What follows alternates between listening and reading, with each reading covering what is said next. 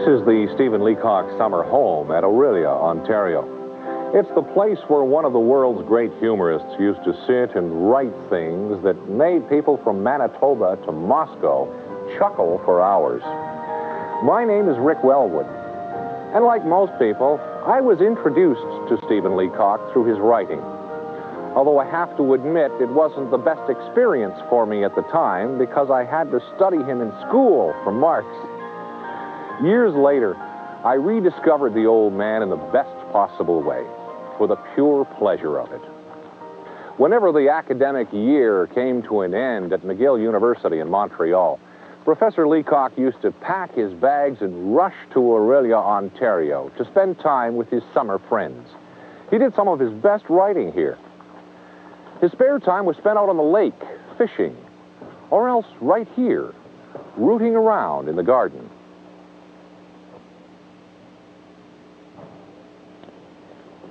So this is May. I'm always a little surprised when I see another one. But I have to admit, it's a darn nice thing to see. There's something special about this time of year. It signals the rebirth of all those little things that we miss when the winter snows hug the ground and remind us that life is not only sweet, but short. I love the month of May. Old Man Robin's been around for a few months now, and some of the spring flowers have already bloomed and gone. But the best part of the year and the blooms have yet to come. Still a bit early for mosquitoes. It's a pity about that, but I'm sure we'll notice when they arrive. I suppose I can wait just a bit longer. As a month, May simply stinks of lilacs and newly grown grass fallen under the swish of a scythe. Those are the best kinds of stinks. Hardly anything ever stinks in January, which is why January is dull. If I could be any month of the year, January would be my 12th choice. But first, first I would be May. It holds such promise. And the younger you are, the more promise it holds. Somehow, when you get to be my age, the promise is either shorter or smaller or completely replaced by its opposite effect, memory. I have a whole bunch of memories, buckets of them. May brings back many of them.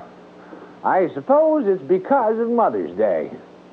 Although when I was younger, nobody had the idea that Mother should have a day to call her own.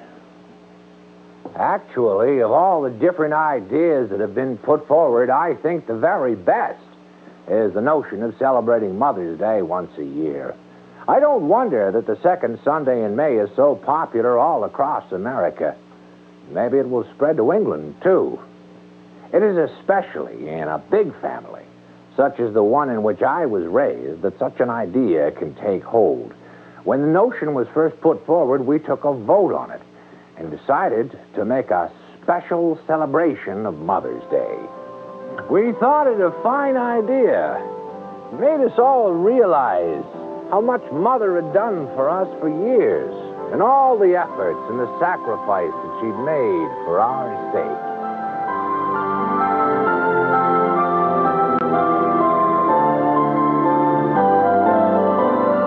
A Stephen Leacock Mother's Day special will return.